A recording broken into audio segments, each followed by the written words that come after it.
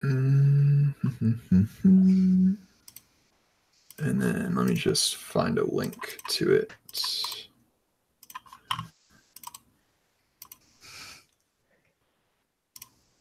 Perfect. All right, that works. Let me just put this out.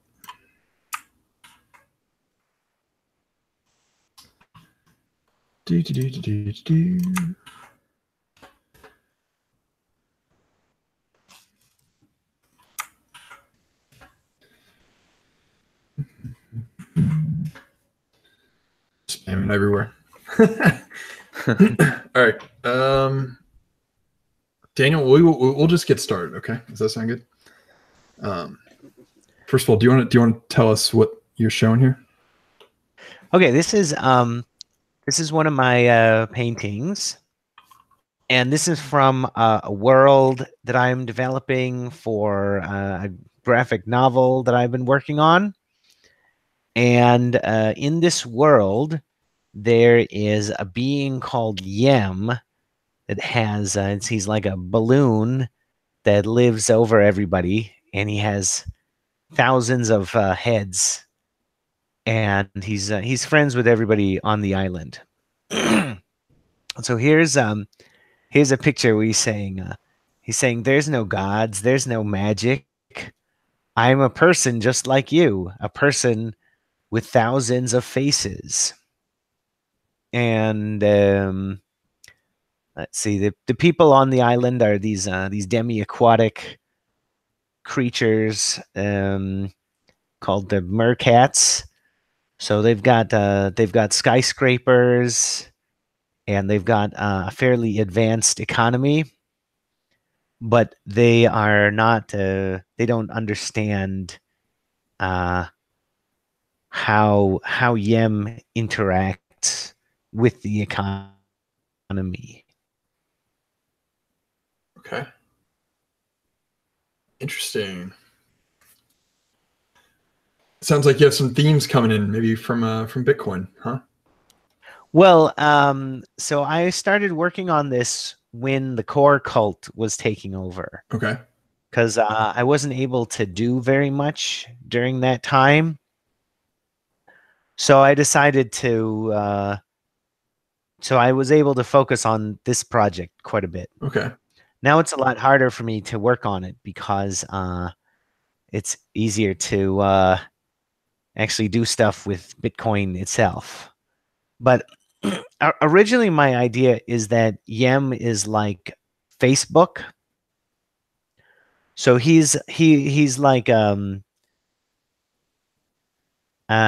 he's a suspicious social network, because you don't know how he's using all of the information that he has about everybody. Interesting. See, and he's friends with everybody. He has some good qualities too. He's not all bad. Okay. So this is one I'm working on, and it's my most complex picture so far. That's why it's not done. But all of the Yem faces are going to be like a fractal. So I'm going to have to fill this in with scenes, right? Because those are all going to be the Yem faces. When he looks at the world from the right perspective, he starts to integrate the information. That's why it's like a fractal. Yeah, this is cool. This is awesome. When are you going to have it finished? Oh, No I pressure. don't know. Cool. Is there any similarities or comparisons to MetaNet? Oh, right. So yeah, this picture is like looking into MetaNet. Ah. But I started painting it before I knew what MetaNet was. That's interesting, right? Here's the last one I'll show you. This one is when one of the mercats learns how to evolve to be like Yem. So he's developed greater interconnectivity in the network. Very cool. I'm excited to see it. Yeah, it's interesting. And you touched on already a lot of things that we are planning to talk about today, right? Yeah. But maybe if we could just step back a minute. So there's a lot of ideas that I know you're interested in. We're interested in that we'll get to, but maybe if anyone that is listening that has no idea who you are, you were pretty much the first person, if not one of the first people, to collect Satoshi's writings together. So, and maybe if you could just I know you've talked about this 8,000 times, so I apologize, but I think it's just important. What happened to you in the Bitcoin network once you started to maybe disagree? Okay, well, so collecting Satoshi's writings was actually, that was kind of disagreeing at the time, because we thought that there was kind of a movement around trying to forget Satoshi. And so my friends and I, well, I mean, we just knew that we were going to be mining these writings, right? It's not like people say, oh, it's so weird. People used to say, oh, we worship Satoshi. So it was me, it was my friends Pierre Rochard and Michael Goldstein. So we started this site called the Satoshi Nakamoto Institute, and it had our blog, and it had Satoshi's writings that we just scraped off of Bitcoin Talk. So it's very easy to find everything that he said on Bitcoin Talk there. And since then, more of his emails have come out, and we haven't been able to we haven't been as up to date on those, I guess. But some people thought that Satoshi was too controversial when we were starting the website, and we were like, are you kidding me? Like, people are going to I mean, they're going to want to look very carefully at everything he said, obviously. And I don't think that that's because we worship Satoshi. I think that that's just obvious. Like, of course you would. Like, he laid down ideas that everybody is going to be using a lot, right? So every little thing that he said could turn out to be really important later on. Well, I think that's the most interesting part, right? Is what do you say to people who say now that Satoshi didn't know everything and he couldn't have known everything, so Bitcoin needs to evolve in a different path than what Satoshi laid out? Well, I mean, I would agree that Satoshi didn't know everything and that Bitcoin needs to evolve. But I don't think I don't think that anybody has understood Bitcoin better than Satoshi, as far as I can tell. So imagine that, right? Imagine that. Yeah. So to me, it seems like the changes that people have tried to make to Bitcoin in in the core chain and the ABC chain are kind of they're kind of like nonsense that somebody just made up. Like if you were just babbling, that you would come up with SegWit or something. Right. Like, to me, that's what they're like. It's just like craziness. And there was it felt like there was no sense that these programmers wouldn't know what the correct rules are. Excuse me. So to me, it was sort of like not evolution. It Sure. was central planning. So And I think evolution is something that arises from many tiny tiny experiments that are not dangerous that accrue over time. right. And so what happened to you? Again, we'll just finish out the history. So then what happened to you as you maybe had further opposition with some of those pathways like SegWit and things like that? So I was saying, so I had been reading a lot about religion, and I'd been listening to a lot of stories about religion on YouTube, like people who had left religion and why they started thinking about it, and what made them change their mind. So I am, and so what I thought was that the BTC chain had morphed into a cult, and that means that it has turned into a hub and spokes network, whereas Bitcoin is more naturally a network that is very interconnected. So there's no definite center point, and effectively the people who are connected to the Bitcoin Core GitHub repository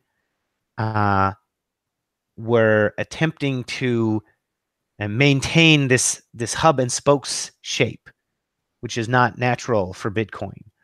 So they were trying to reject anybody who could transform information differently, and who is connected in a different way, right?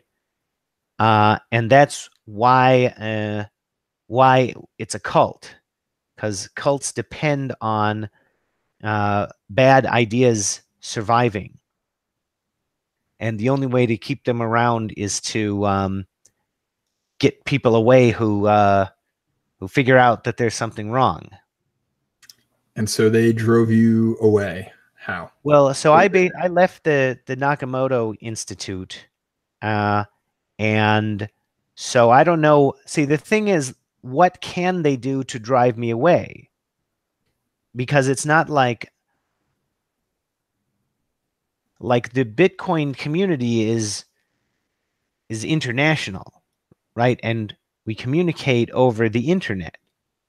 So the only way that you can drive somebody away in that environment is to tell everybody else not to listen, which is just a crazy thing to do. It's a goofy idea that doesn't work. And but that's kind of what the BTC culture had turned into. So it was like nobody was thinking about how their behavior wasn't sustainable. They would just keep on trying, right? So when I first started complaining about the BTC developers, I started getting a lot of trolling on Twitter, but I was pretty much ready for that, and I have been consistently using cult de-indoctrination techniques on my YouTube show and on Twitter. So now they try to ignore me, but because you can't really prevent learning, right? So once people learn to use they learn to interact better in the more interconnected network, then they won't want to be in hub and spokes networks anymore. See, so attempts to prevent learning merely cause you to be routed out of the network eventually. And actually, you've made it a very you've made it a very important point to emphasize that it's important to have high centrality in the Bitcoin social network, right? Not even just obviously being central in the Bitcoin network itself would be valuable, but how do people how do they gain high centrality in Bitcoin? Yeah, well, so this book, Complex Social Networks, I forget the author, but the book says that the contents of the book can be about computers or people. Yeah. And I think that you need to think of Bitcoin the same way, right? Because the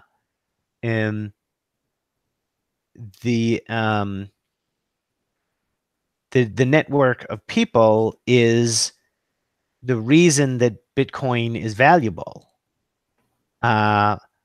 So the network of computers, that's the platform, but you can't look at Bitcoin, you can't value Bitcoin other than looking at the network of people. Well, and that's a good point, right? Because if the peer-to-peer nature of Bitcoin, there's kind of two sides to it, right? There's the side of nodes connecting, but then there's also the side of people transacting with each other, right? So what can a person that uses Bitcoin do to become, as you say, highly central? So centrality, man, I should have reviewed the book. Sure. It effectively it means that there are more paths that go through you between different people. So in an interconnected network, there are many paths between every pair of person. Right. And so there are many ways to be central in this network. See, that's why it's hard to find the center. If you've got a hub and spokes network, then it's easy to find the center. But a good network is one where it's hard to find the center. But if there are many paths between every pair of person, then being central means that between many pairs of people, many of them have paths of people that go through you.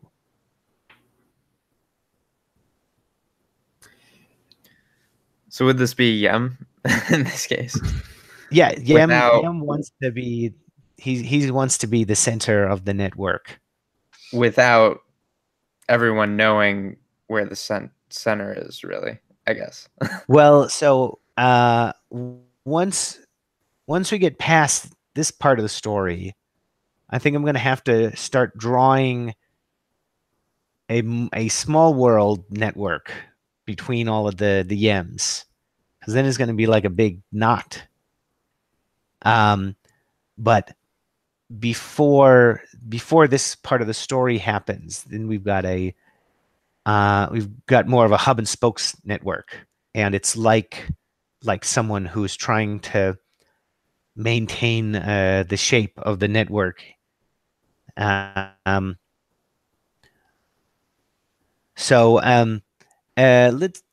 okay. So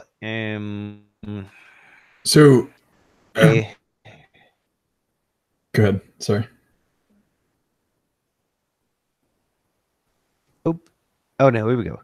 Oh, okay. So I'm going to show you something else. Okay, here we go. Okay, we can talk about this picture in a bit. But what I wanted to talk about was this paper. Yeah. Are you familiar with this one? Yes. Mhm. Absolutely. Oh, okay. So I recently learned about this this proof that says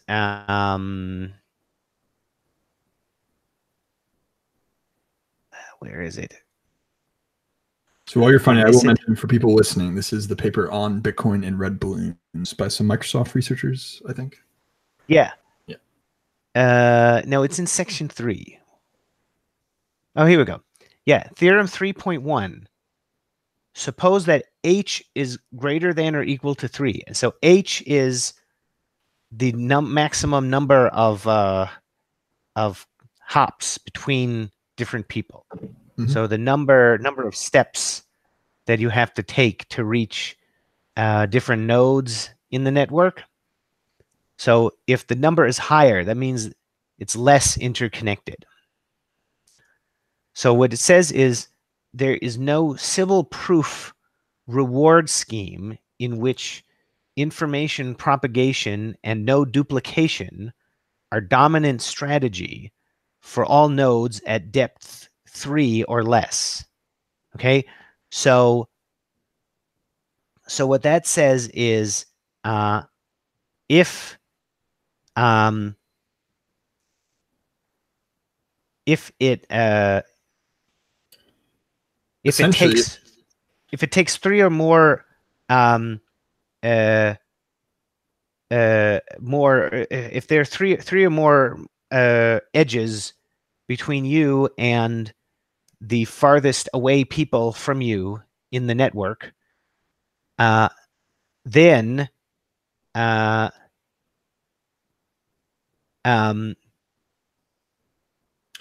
then your Sybil, so in information propagation, what that means is you pass on information that you receive, and no duplication means that you don't pretend to be more than one person. So what they're saying is that if the network isn't interconnected enough, then it makes sense for people to be Sybils. And the Sybil means is you're pretending to be more than one person in the network. Mhm. And so what this is saying is when the network is more interconnected, then you can potentially have the dominant strategy for all the nodes to be not a Sybil and to pass on information honestly. So when we get more interconnection, then the network becomes more honest. And so so the reason so in this paper they're imagining all kinds of different they're imagining different reward schemes for Bitcoin because they say that Bitcoin doesn't understand what's in the paper. But there is a reward for passing on information, and that is greater future interconnectivity. Mhm. So what they're trying to say in the paper is that Bitcoin needs to add some kind of extra reward to ensure that people pass on, that the miners pass on all of the transactions that they receive.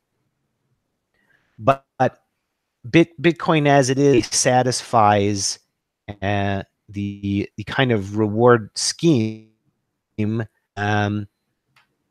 that enables people to pass on information that makes them want to pass on information, or pass in future connectivity, right? Right. The reason that you don't want to be a Sybil. So the reason that you don't want to be a Sybil, if the network is connected enough, is too many paths lead back to yourself. If the network is highly interconnected and you're trying to be a Sybil, what happens is you might end up passing on too much information back to yourself so that it transmits through the network more slowly. See, you're creating paths that are right, and more of them come out network, and you're a Sybil and it's highly interconnected. Your view of the rest of the network is blocked by copies of yourself.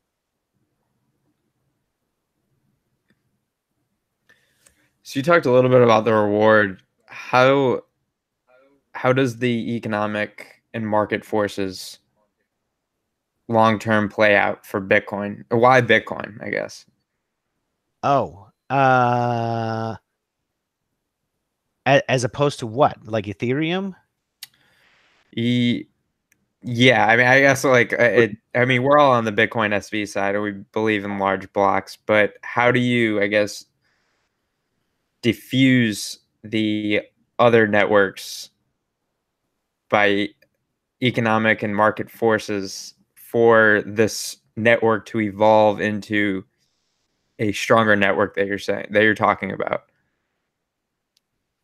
or a highly interconnected network? How do we evolve into that? Oh, well, that just happens naturally. So, Because okay, let's go back to this picture. So the problem with the core cult is that they think that that a node in their social network, the one around the Bitcoin core repo, they think that that node deserves special attention, even though it's not producing proof of work, right? Because the Bitcoin GitHub don't have a lot of leading zeros on them, right? So if people are, but because everybody is like each of the crypto coins is like an investment in all of the other people, right? Because it's people who have to actually build the network and make it work and create services, right? So the coin is like an investment in the other people. And if you're not consistently paying attention to proof of work, then you are sort of getting effectively a random sample of ideas, or I should say, if you're sort of randomly listening to people without regard to proof of work, then you are there's nothing preventing you from listening to nonsense ideas, because there are lots of people in Bitcoin who are clueless and who have no idea what's going on, and their ideas are crazy, right? But if you consistently pay more attention to who has hash power, right. then you are more likely to hear ideas that are fundamentally based on you know, production. Okay, so in this picture, the antlers on this character are the they're like the wires that connect him to the Borg hive mind, right? Because and antlers are demonstrated opportunity cost, and that's why they work, because they show evidence of strength, right? So once people learn to consistently pay more attention to more hash power, then they will hear more ideas that are more closely connected to reality. Whereas if they don't, then they're more likely to hear crazy ideas. See? So what happened in core was people were convinced to pay attention to all of the ideas of a group of people who don't have very much hash power. Right. So the result was just insanity. Yeah, that's well put. What would you say? I guess we'll jump into this, right? So you at the TAB conference in Atlanta, right? You pointed out that you said that BCH was a communist coin and BSV was a capitalist coin. And I guess my question to you would be, with everything we're talking about here, where does BSV stand out from BCH, or what are the differences? Sure. So so it would have made a lot more sense if I had said BTC was the communist coin, because those are the guys who are really, and the people in BTC are just like crazy people. Mm-hmm. And so BCH, I see it as they're kind of like a third world dictator coin. That would have been a little bit better. Sure. Yeah. Because like they have like I don't see them as being mind controlled in the same degree that the people in BTC are. Mm-hmm. I sort of see them as just kind of not understanding what's really at stake, and just kind of making it about personality, just kind of dumb and juvenile. And like they don't, it's not like their economy is as deeply controlled as in BTC. It's just more like they just don't know what they're doing, and they don't understand that they're doing anything wrong, Right. Definitely.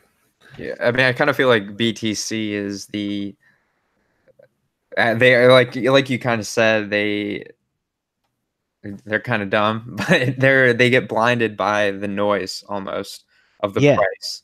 And relating to the BCH scenario now, I feel like the BCH scenario got blinded by the personalities, and those are kind of the two discrepancies between the two, right?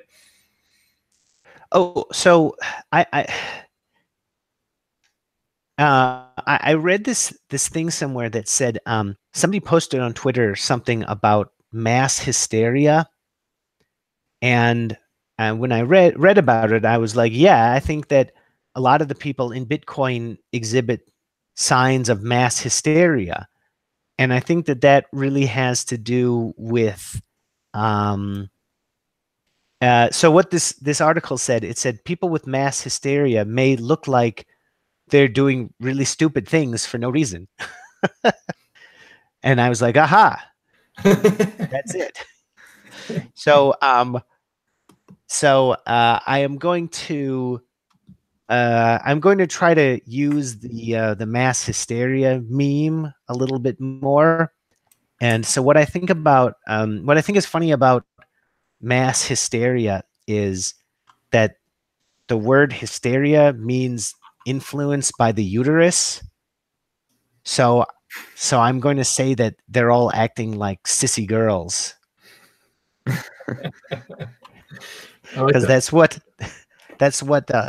it sounds funny to me that we would still use the word hysteria to say what's going on with people, because it sounds like some doctor a couple centuries ago was just saying that it was excessively feminine behavior. So they've got cooties. That's the problem. Right.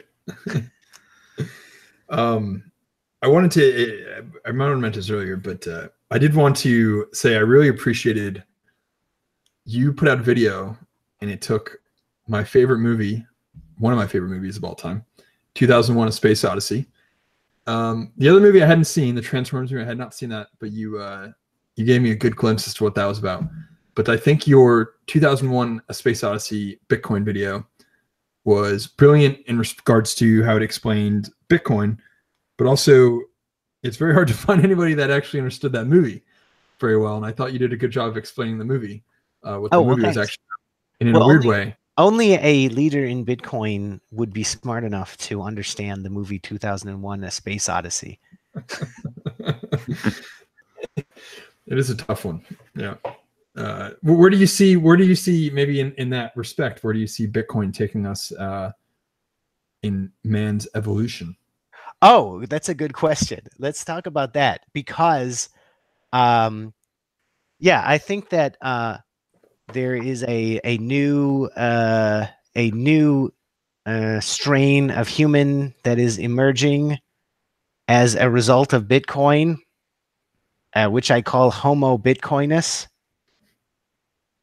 And I think that the previous so Homo Bitcoinus is characterized by the ability to understand Bitcoin and to not have mass hysteria when they encounter Bitcoin, whereas Homo sapien is not able to understand enough subjects to understand why Bitcoin is valuable. So they're afflicted by mass hysteria when they encounter Bitcoin. Well,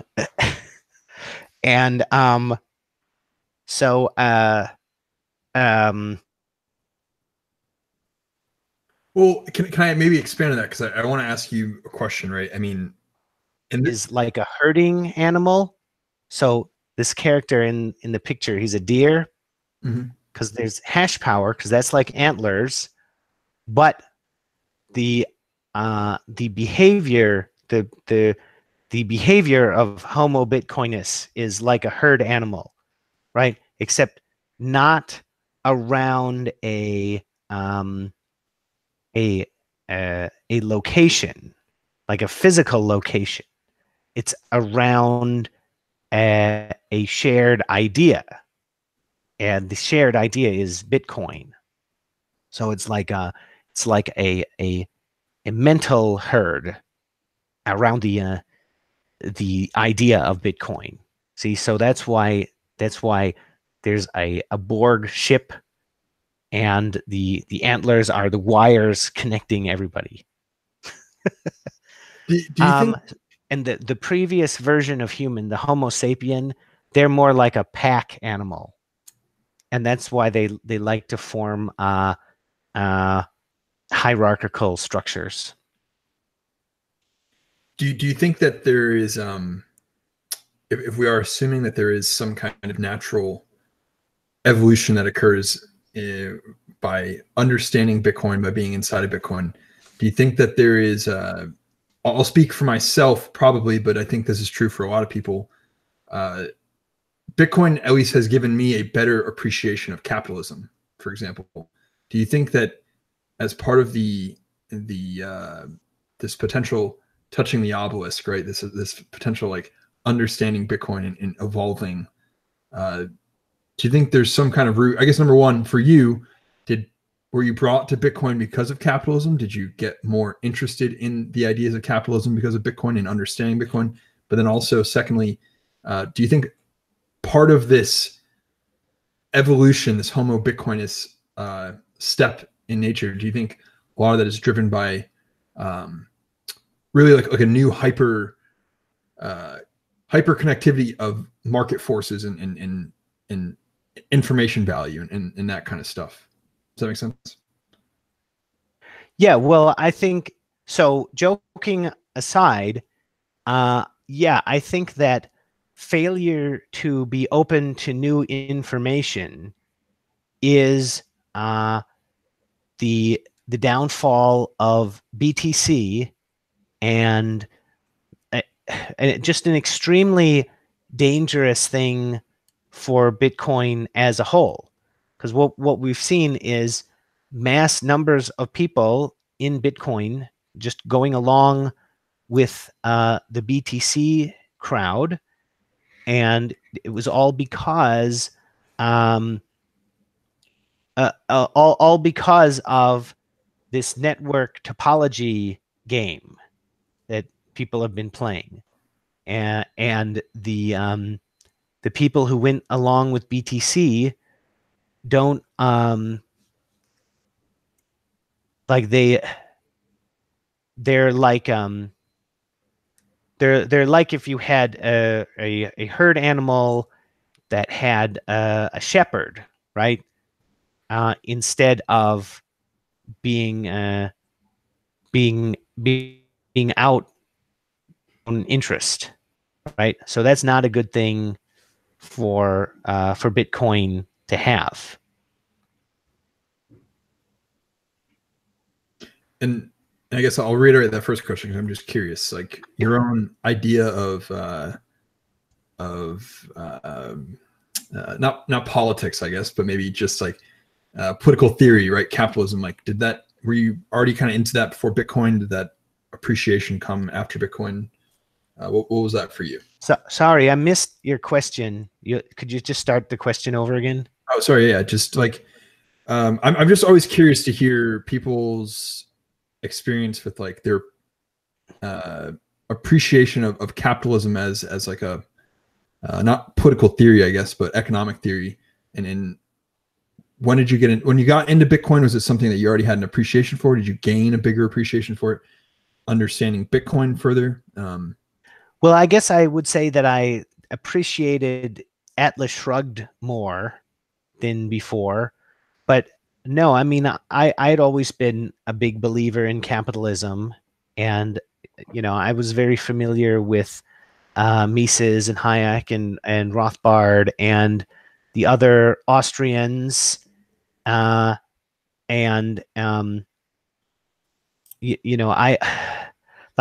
mean, I didn't understand. Like, I don't understand what somebody is doing in Bitcoin if they're not a capitalist, because this is supposed to be the new money, right? So, what do you think it's for? Like, what do you, why, how does this this new money advance your goals in some way if Right. you are not a capitalist? It's a very good question. Unless you want to impose your goals on other people, I guess. I'm not sure. Yeah. Well, it doesn't work for that very well because people just learn they just learn that Bitcoin lets them solve the Byzantine generals problem.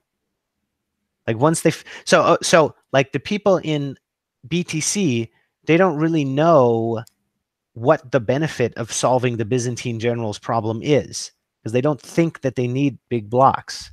Yeah. But it's really like the difference between needing to be a part of their hub and spokes network and being able to just act independently. That's a great point. Yeah, that's a great point. Kind of to go off the political theory question Connor asked,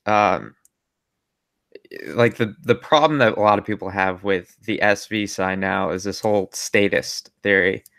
And we've discussed, and you mentioned you're actually one of the first people to kind of come out and be like a Bitcoin maximalist per se, and all these other coins don't have any value, but the market somehow mentioned that they do. How do you see the market playing out now with these other coins? Do you see the market saying that they have zero value, or do you see law kind of entering in to the market and driving that price to zero? Like essentially like the idea of a lot of these other tokens being unregulated securities. Like which route do you think we will go?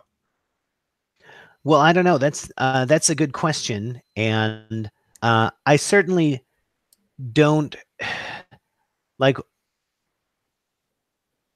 I mean, I think that the market is able to learn on its own, uh, uh, and I think that we will see a process where, assuming that the law doesn't start to crack down on everything, right? I think we would just see a process whereby the coins that have economies that are not built around achieving Bitcoin's real potential, I think we'll just see that whole system kind of shrink. So most of the other coins depend on the exchanges, and that's sort of, the exchanges depend on them, right? So it's kind of like so all of these coins have to be kind of cooperative with one another, because they're all sort of mutually involved in the scam that you can have more than one money. But as long as the coins are not opposing one another, they're not creating value for themselves. So I think that as we see more coins start to act like they're more cooperative with one another, we'll see all of them shrink together. But I'm certainly, like, I'm an anarcho-capitalist, but I'm certainly not opposed to people being caught for crimes that are clearly fraud, where they have clearly lied about what they're selling, right? So I mean, and we've seen that companies that don't Bitcoin are willing to act against it, right? So that's what happened with Bitmain and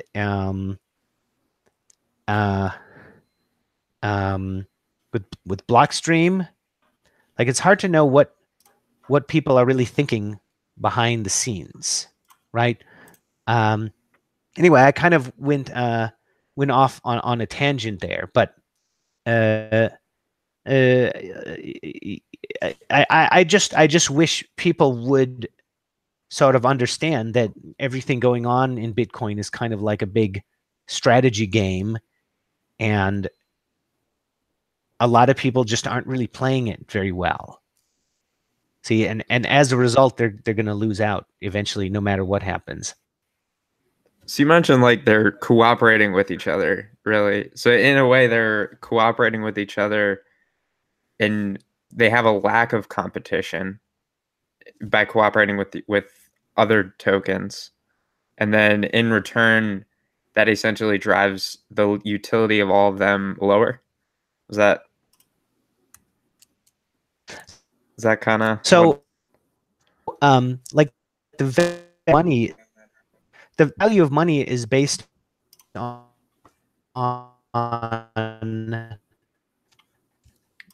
yeah, you're cutting in and out there, Daniel.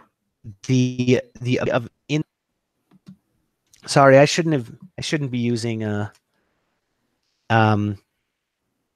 wireless. I forgot to fix that. But we got you back like now. the currency. Sorry, I shouldn't be using wireless. I forgot to. Well, my new computer doesn't connect to the Ethernet yet with it. But like the reason that the money is useful is that it allows economic activity to be compared. So when everybody is sort of trying to get more units of whatever they use as money, what ends up happening is like the better positive feedback loops win out, and over the whole economy, anything that's less profitable gets less investment, right? So there's this process whereby everybody is kind of brought closer to optimum, right? But if there are lots of coins, then you don't have that. Well, if there are 2 coins, then you don't have that, because you're not comparing everything anymore. And then there are always avenues for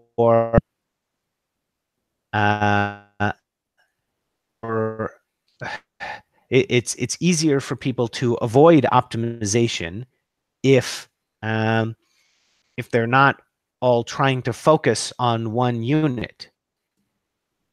So are cooperative with one another, you just end up with an economy that can't be productive because because the economic activity happening in it is not being compared in a way that everybody agrees on. So that's actually that's a good point, right? Well, okay, I want to take it back because I just been kind of sitting in thought about it, and I wish I had rewatched that video you made about 2001, because there were so many things in there I want to talk to you about. I should have rewatched it before we talked, but there were things I'm just thinking about here, and maybe to bring it back to this idea of Homo Bitcoinus, right? I like that term.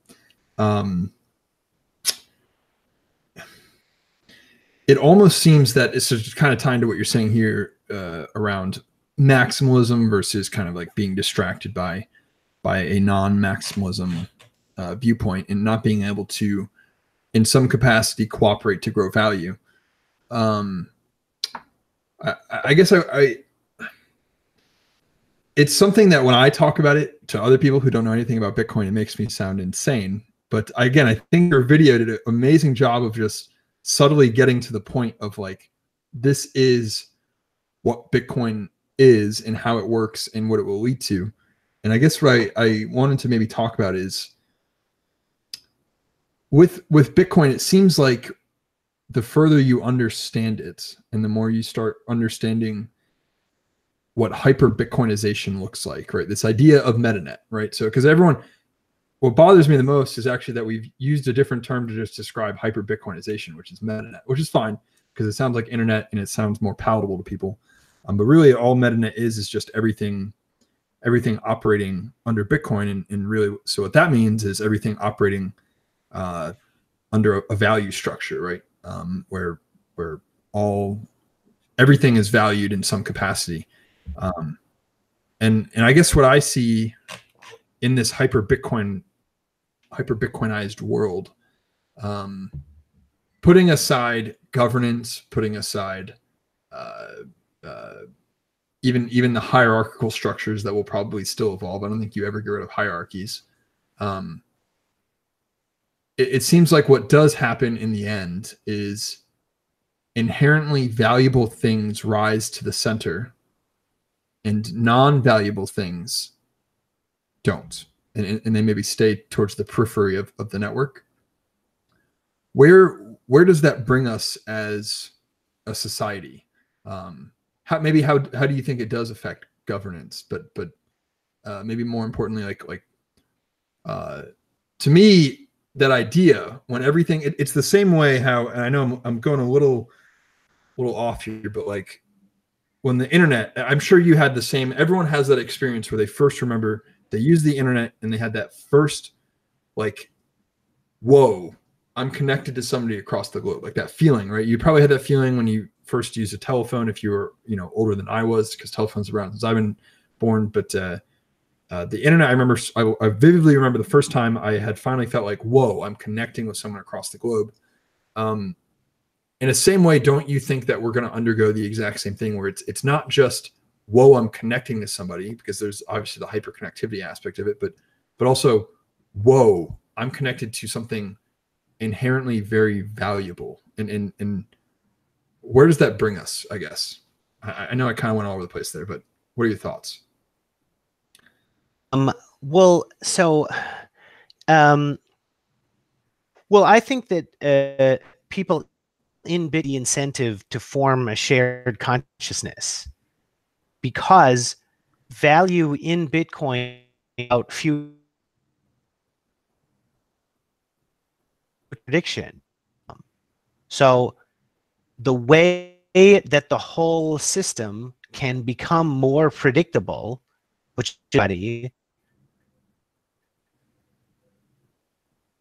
is to form, should be possible because people can hash power. So essentially, if you are sort of looking at information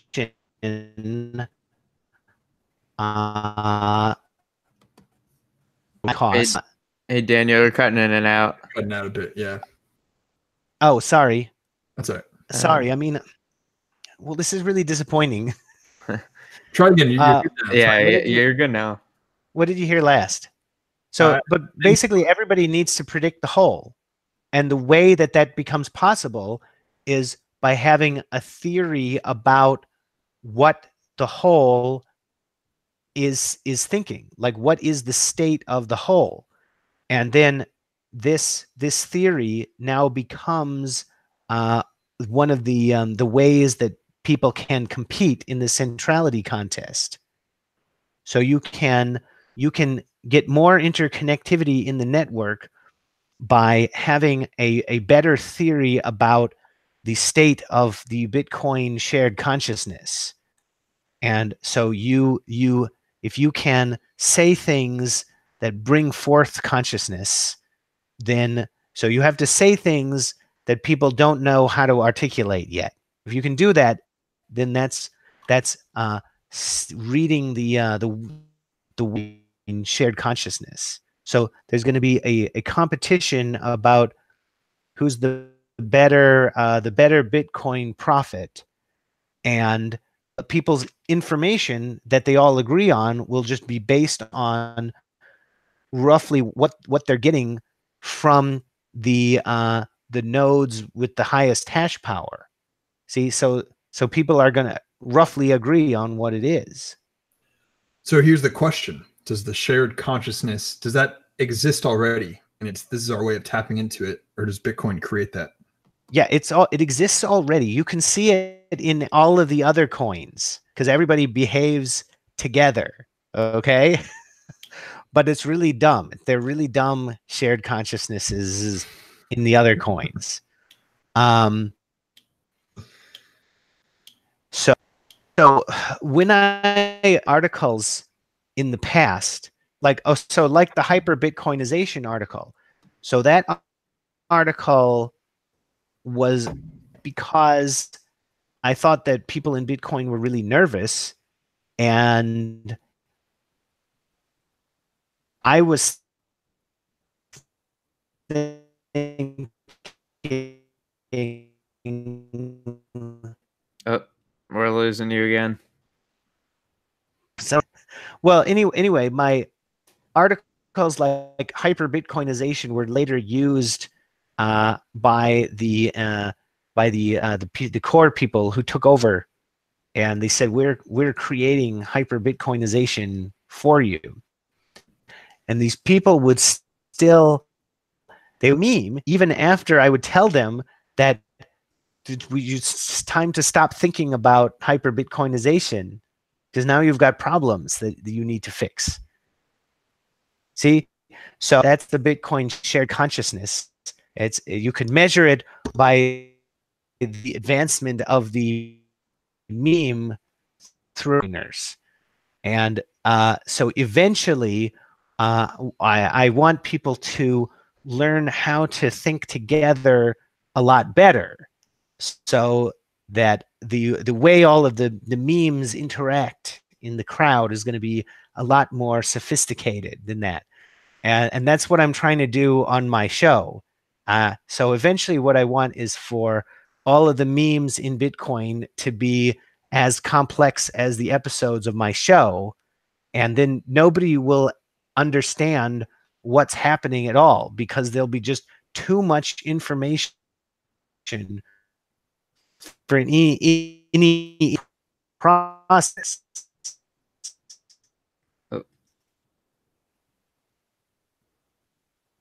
I think we lost. I think he's good. Daniel?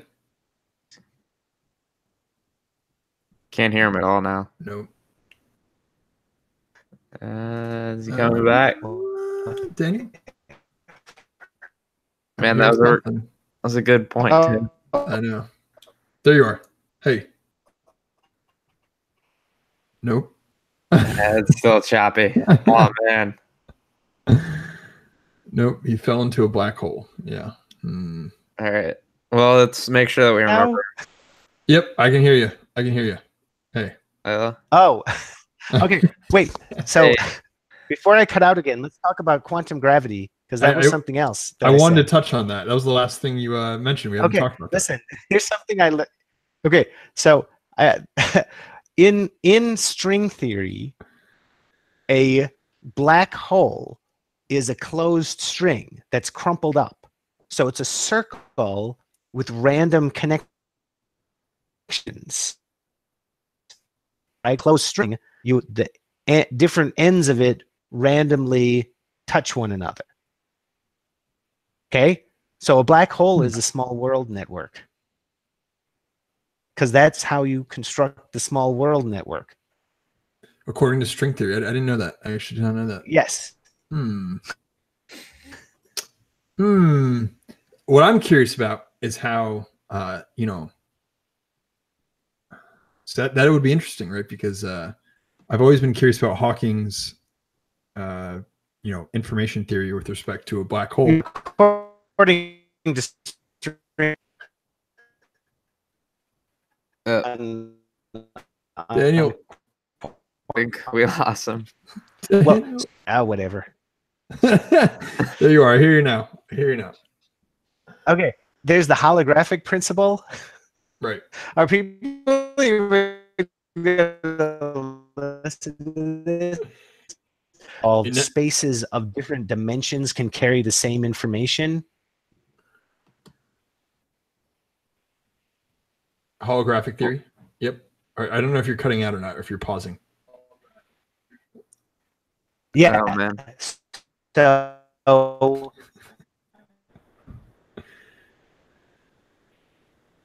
Daniel, they're trying to silence you, I think. You're very cut out on us. You're good most of the show, but now I can hear you again. But someone in the comments said he went to the black hole. You got lost in the black hole, I think, Daniel. Well, okay. Well, anyway, thanks a lot for inviting me on your show. Once I figure out how to connect better, I'll be happy to tell you more about quantum gravity. But I think we'll need a better connectivity to achieve that. All right. Well, I will do some research, because I'd be curious to have that conversation. So thank you for coming on, and thank you for all the videos you've done and everything. You're an interesting guy to listen to for sure. So we appreciate you coming on. Thank you. Okay, thank you. All right, cool. You can hear us. All right, good. Have a good one, Daniel. Okay, see ya. Thanks everyone for listening.